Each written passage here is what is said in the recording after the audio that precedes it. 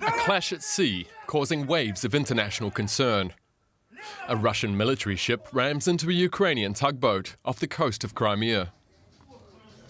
The vessel was later fired at and captured by the Russians, along with 2 other ships and dozens of Ukrainian seamen, several of whom were injured. The United Nations Security Council held an emergency meeting where Western countries accused Russia of stoking an already deadly war with Ukraine. What we witnessed this weekend is yet another reckless Russian escalation. It is an arrogant act that the international community must condemn and will never accept. In response, Russia's representative said the Ukrainian ship had violated its territorial waters.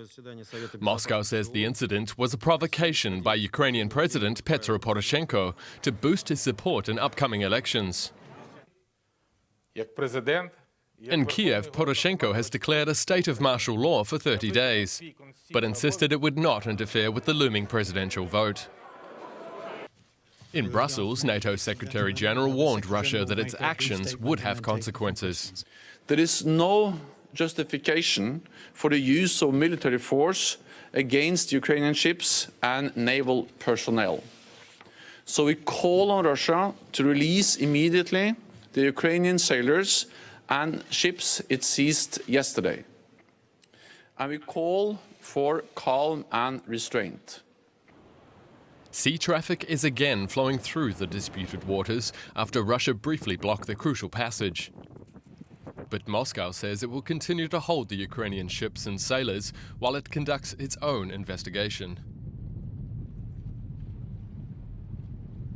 This outrageous violation of sovereign Ukrainian territory is part of a pattern of Russian behavior that includes the purported annexation of Crimea and abuses against countless Ukrainians in Crimea, as well as stoking conflict that has taken the lives of more than 10,000 people in eastern Ukraine. Further escalation of the situation by the Russian Federation should not be ruled out.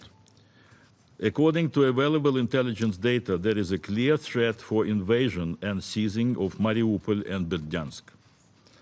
Further aggressive acts and provocations by the FSB Border Guard Service and Russian Navy remains a realistic possibility. What Kiev has been doing in coordination with the United States and others to promote a conflict line against Russia is fraught with very dangerous consequences. We are going to curb any infringement of Russian sovereignty and territorial integrity, including the Sea of Azov and that area. We do hope that is clear. Well, for more on this story, we're joined now by our DW correspondents Nick Connolly in Kiev and Emily Sherwin in Moscow. Good morning to you both. Nick, Ukraine has imposed martial law. What kinds of power does this give Ukrainian authorities, and how will that help them solve this crisis?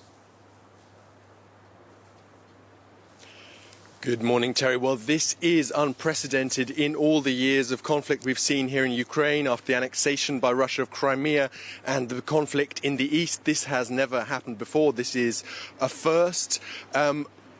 Basically, this gives the government the option to restrict civil liberties, anything from freedom of speech to freedom of assembly, giving the police more powers and also potentially allowing for the mobilization of army reservists. Having said that, we still haven't seen much detail. This was voted through late last night in a pretty chaotic parliamentary assembly. It wasn't clear for a long time if it would actually get the required number of votes. It did.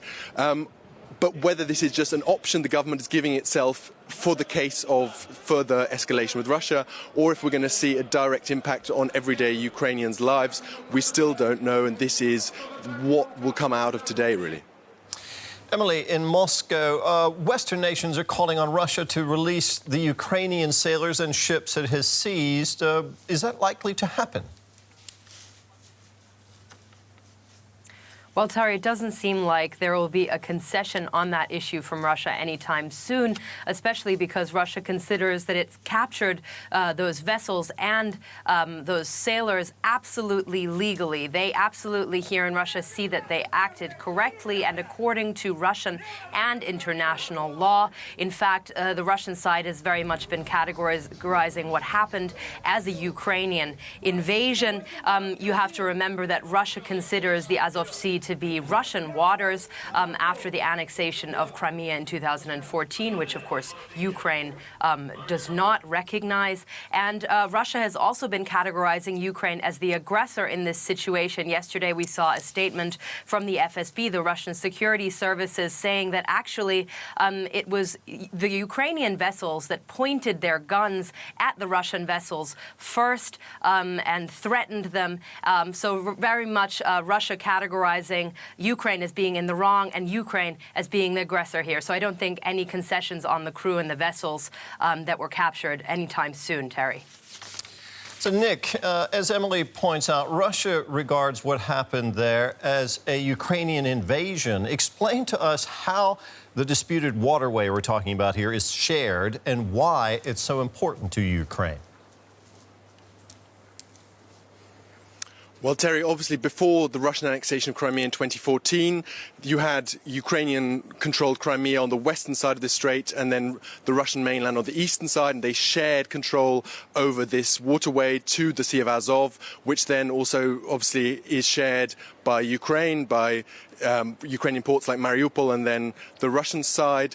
Since Russia took over Crimea, basically, they have also had de facto control over access to the Sea of Azov, something that Ukraine and the West obviously do not recognize. But this is crucial not just for Crimea. This is not just something about sovereignty in an abstract sense. This is also about Donbass, about the other conflict that Ukraine has with Russia, because tens of thousands of jobs depend on the ports on the Sea of Azov being able to get trade in and out. If this sea turns into a military zone with no real access from outside, that could really destabilize the situation in the east of Ukraine, where it had seemed in recent months that things had become calmer and more stable.